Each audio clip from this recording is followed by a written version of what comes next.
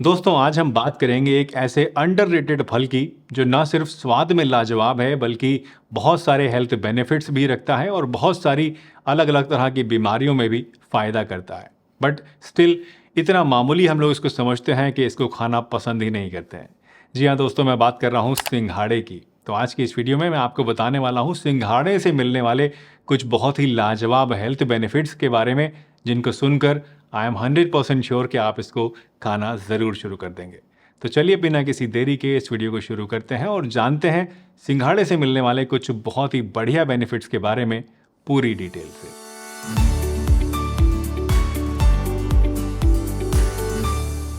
सबसे पहले आइए जानते हैं कि सिंघाड़े में कौन कौन से न्यूट्रिएंट्स होते हैं। तो सबसे पहले तो ये जान लीजिए कि सिंघाड़े के अंदर कैलोरीज बहुत ही कम होती हैं और न्यूट्रिएंट्स बहुत सारे होते हैं, जिसकी वजह से ये एक किलर कॉम्बिनेशन बन जाता है। यही नहीं दोस्तों, सिंघाड़े में फाइबर कंटेंट भी काफ़ी ज़्यादा होता है, जिससे ये पेट के लिए और वेट लॉस के लिए एक बहुत ही आइडियल चीज़ होती है।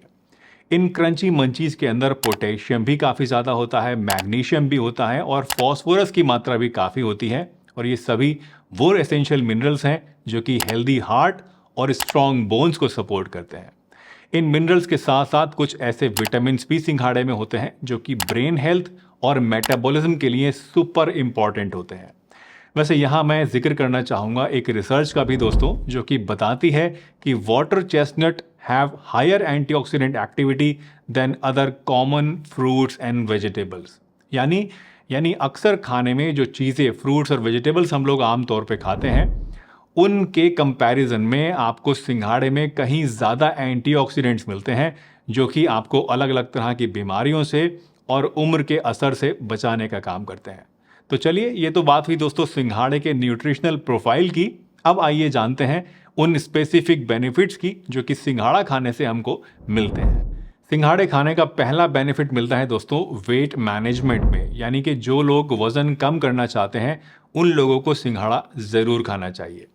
सिंघाड़े में फाइबर कंटेंट काफ़ी ज़्यादा होता है जो आपको जल्दी और ज़्यादा देर तक फुल फील कराता है। And when you feel full you naturally eat less.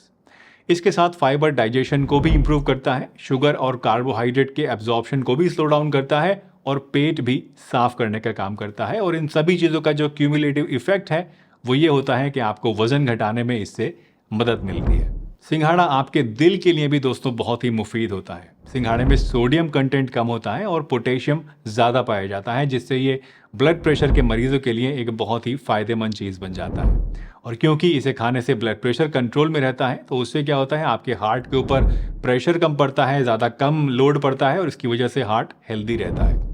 Research भी कहती है दोस्तों कि पोटेशियम रिच डाइट लेने से कार्डियोवैस्कुलर डिजीज़ होने का जो रिस्क होता है वो काफ़ी हद तक कम होता है। और इसीलिए जब आप सिंघाड़े को खाते हैं तो उसकी वजह से आपके दिल के ऊपर इसका अच्छा इफेक्ट पड़ता है और वो ज़्यादा हेल्दी बना रहता है। सिंघाड़ा डायबिटीज़ के मरीजों के लिए भी सेफ होता है। इनफैक्ट ये डायबिटीज़ के मरीजों के लिए एक बेहतरीन फूड है, बहुत ही बढ़िया चीज़ है, क्योंकि इसे खाने से बढ़ी हुई शुगर को भी कंट्रोल किया जा सकता है। अब आप कहेंगे कि ऐसे कैसे, ये कोई दवाई थोड़ी है।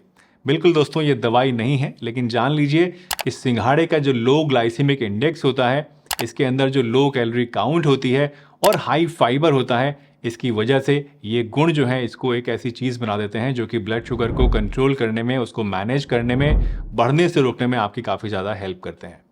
इसलिए ऐसे लोग जो कि डायबिटीज़ से परेशान हैं, अगर वो सिंघाड़ा को खाते हैं तो इससे पेट तो भर जाता है, न्यूट्रिशन तो बढ़िया मिलता है, लेकिन शुगर नहीं बढ़ती है। और इसीलिए सिंघाड़ा जो है ये डायबिटीज़ के मरीजों के लिए एक बहुत ही आइडियल फ्रूट है, जिन्हें उन्हें बेझिझक होकर खाना चाहिए।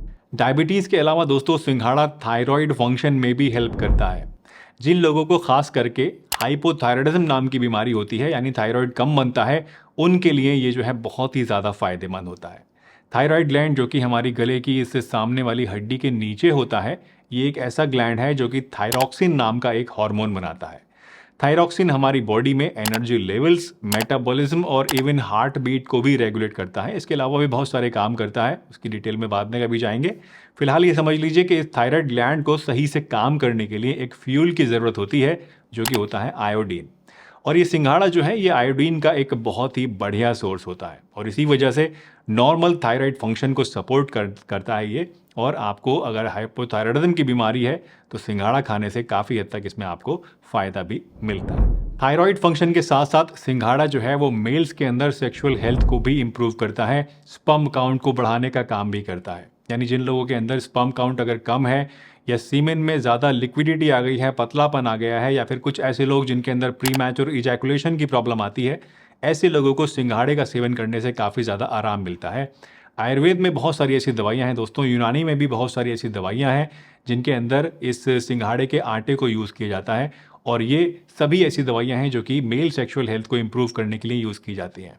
तो इससे आप अंदाज़ा लगा सकते हैं कि अगर आप सिंघाड़े को फ्रेश भी खाते हैं, ताज़ा भी खाते हैं, तो उससे भी आपको वही बेनिफिट्स मिलेंगे। और जो प्रीमैच्योर इजैकुलेशन की प्रॉब्लम है, या फिर हाइपर सेंसिटिविटी की प्रॉब्लम अगर है, या फिर अगर लो स्पर्म काउंट है, तो इन सभी चीज़ों के लिए सिंघाड़ा एक बहुत ही बढ़िया चीज़ होती है। अगर इस तरह की चीज़ों से आप परेशान हैं, सफ़र कर रहे हैं, तो ऐसे में भी आप सिंघाड़े का इस्तेमाल ज़रूर किया कीजिए। सिंघाड़े के फ़ायदे जानने के बाद अब आइए बात करते हैं कि इसको खाया कैसे जाए, किस तरह से इसको खाना चाहिए। तो देखिए, सिंघाड़े को ऐसे ही फ्रूट के तौर पे तो खाया ही जाता है छिलके उतार के। एक और तरीका होता है इसको खाने का, और वो होता है इसको उबाल के खाना। वैसे उबाल के खाने के लिए जो सिंघाड़े यूज़ होते हैं दोस्तों, वो एक अलग वैरायटी होती है जिसको हमारे यहाँ तो कठिया सिंघाड़े कहते हैं। हो सकता है आपके यहाँ किसी और नाम से भी इसको बुलाया जाता हो, पुकारा जाता हो। What ever the case is, किसी भी नाम से पुकारते हो, लेकिन जो फ़ायदे होते हैं वो आपको, चाहे आप ऐसे ही खाएं इसको फ्रूट के तौर पे, चाहे तो उबाल के खाएं, फ़ायदे आपको सिमिलर ही मिलते हैं। बहुत से लोग अक्सर मुझसे पूछते हैं कि क्या हमें इनको उबाल के खाना चाहिए या ऐसे ही खाना चाहिए। तो मैं कहना चाहूँगा कि आप जैसे भी चाहें वैसे इसको खा सकते हैं। दोनों ही तरीके से आपको सेम ही रिजल्ट्स मिलते हैं।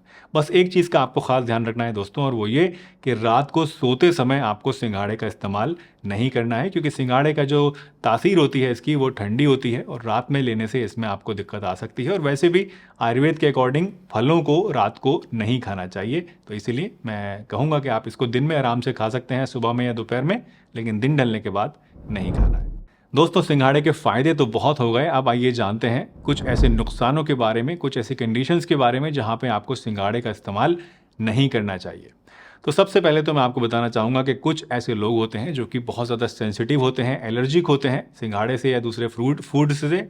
ख़ासतौर से ऐसे लोग जो अक्सर मछली खा के या किसी और चीज़ को खा के जिन लोगों को एलर्जी हो जाती है, ऐसे लोगों को सिंघाड़े खाने से बचना चाहिए, क्योंकि हो सकता है इसे खाने से आपको एलर्जी हो जाए।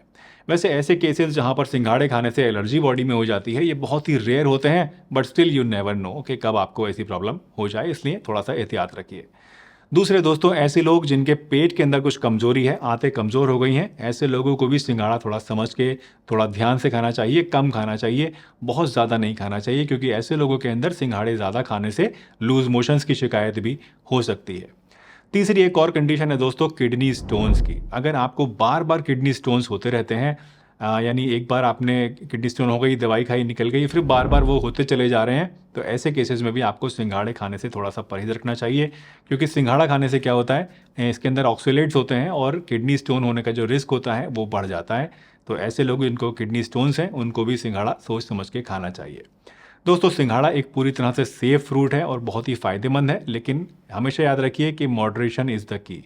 कोई भी चीज़ अगर आप ज़रूरत से ज़्यादा खाएंगे तो वो आपको बजाय फ़ायदे के नुकसान भी दे सकती है, इसलिए सिंघाड़े को भी हमेशा मॉडरेशन के साथ ही खाएं। रोज़ाना आप 50 ग्राम से लेकर 100 ग्राम तक सिंघाड़े आराम से खा सकते हैं, थोड़े बहुत इससे ज़्यादा भी खा सकते हैं, लेकिन बहुत ज़्यादा पेट भर के इनको नहीं खाइए। दोस्तों, मुझे उम्मीद है आज की ये वीडियो आपको ज़रूर पसंद आई होगी, और ये जो सिंघाड़े के बारे में चीज़ें मैंने आपको बताई हैं, इन्हें सुन के आपको ज़रूर दिल करा होगा सिंघाड़े को खाने का। तो नेक्स्ट टाइम जब आप जाएं मार्केट में कोई फ्रूट लेने और आपको सिंघाड़ा दिखे, तो इसको भी ज़रूर लीजिएगा और ज़रूर खाइएगा। वैसे आजकल इसका सीज़न भी चल रहा है, तो अभी जाइए और मार्केट से लेके आइए और खाना शुरू कर दीजिए। मुझे उम्मीद है आज की ये वीडियो आपको ज़रूर पसंद आई होगी, और इससे आपने कुछ ना कुछ नया दोस्तों ज़रूर सीखा होगा। अगर वीडियो अच्छी लगी हो तो लाइक कर दीजिएगा, चैनल पर नए हैं तो चैनल को सब्सक्राइब भी कर लीजिए, और वीडियो को सभी के साथ शेयर भी कीजिए, ताकि और लोग भी इससे फ़ायदा हासिल कर सकें। मैं डॉक्टर सलीम आपसे फिर मिलूंगा इसी चैनल पर एक नई बढ़िया सी वीडियो में। तब तक के लिए अपना बहुत ध्यान रखिए, हंसते रहिए, मुस्कुराते रहिए, रोज़ कुछ ना कुछ नया सीखते रहिए, ताकि आप रह सकें हेल्दी हमेशा।